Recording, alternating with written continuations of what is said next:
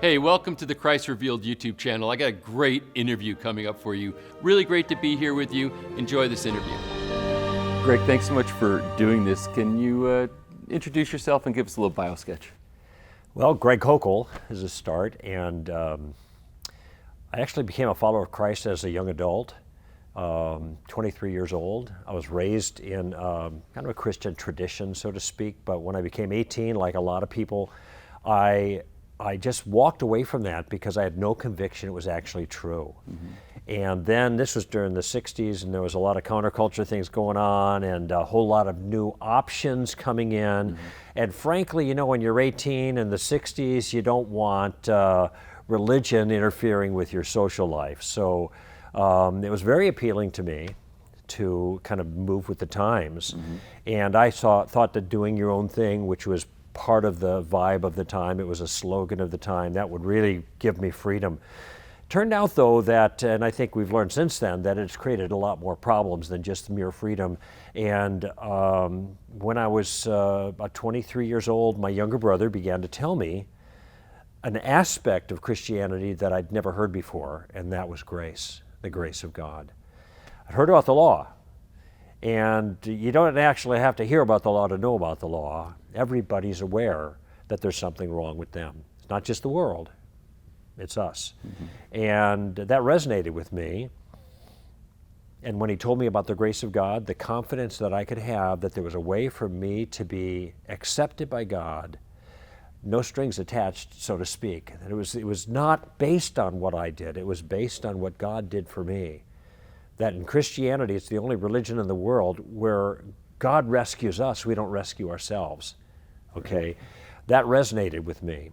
And over a period of probably 6 months, thinking about it and asking a lot of questions and pushing back a lot and walking away from the conversation lots of times, I finally just developed a conviction. I don't know how else to describe it, Patrick.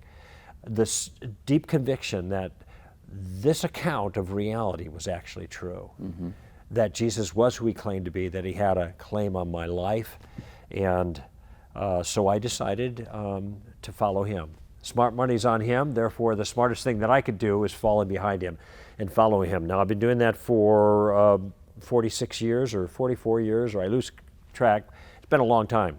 And it's not been easy, but it's been real. It's been reality.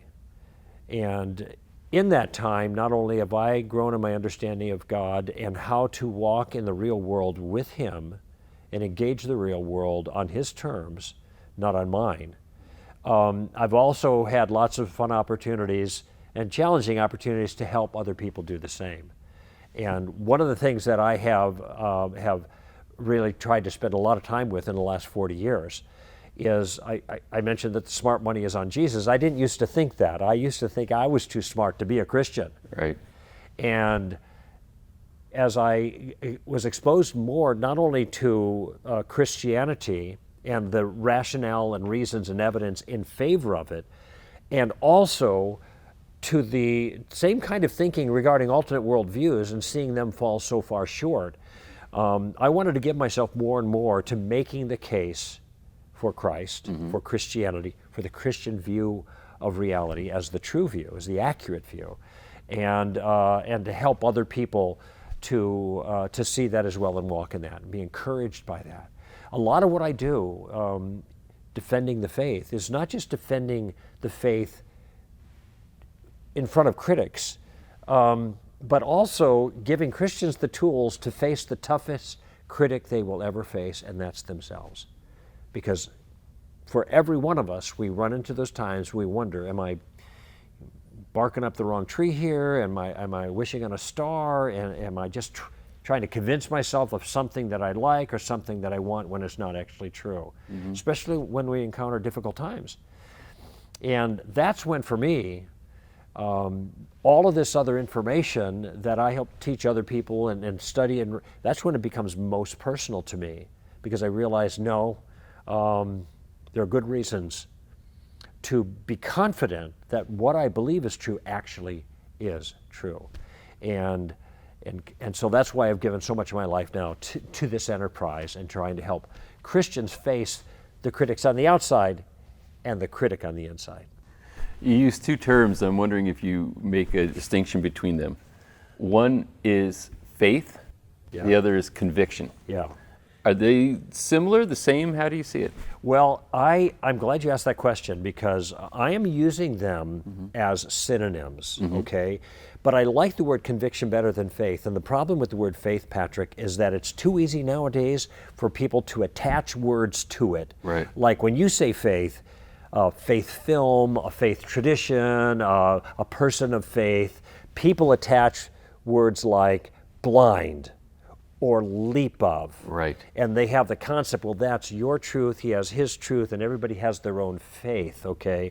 So they contrast the concept of faith in that sense with knowledge. You have knowledge about things, facts, evidence, truth in the capital T sense. Then you've got faith, and isn't that nice?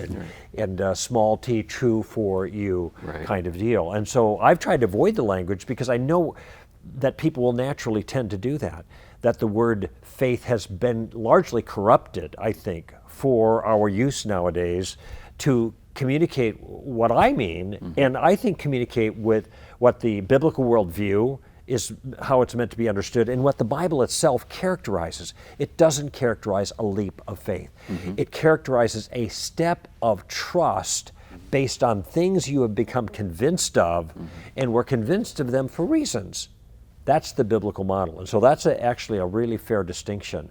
I want to really stay away from what most people think of as faith, and I want to talk about my convictions about the way things actually are and the reasons why I'm convinced that things are that way.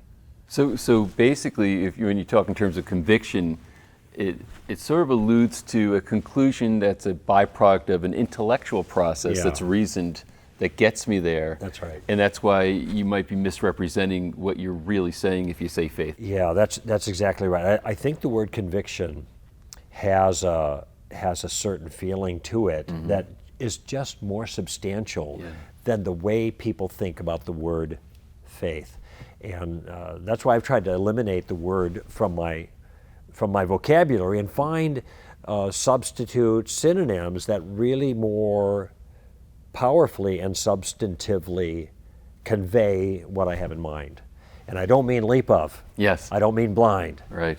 Yeah. I mean conviction. And this is important, because obviously we're all searching, and the world, I think, we're here, and there's a lot of questions that one might have as you talked about your journey, and then kind of how you got on a track. Right. So now in the Christian convictions that you have, what are they born of in particular? Are there maybe 3 or 4 or 5 salient things that were organized as kind of the line of thinking that got you on a track that said, I now have this conviction and I feel very solid in this conviction because of certain milestones in my journey? Yeah, there's actually 2 answers to that question, Patrick, because you're asking somewhat of a historical question, but you're also asking somewhat of an intellectual process, okay? Yes. And for me, those were 2 entirely different things. Okay.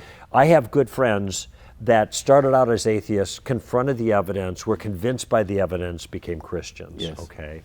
And actually, most people who do what I do had some story kind of like that, which is great. In my case, though, I did not have all of my questions answered. I was not in possession of all the evidence that I now know about in favor of Christianity.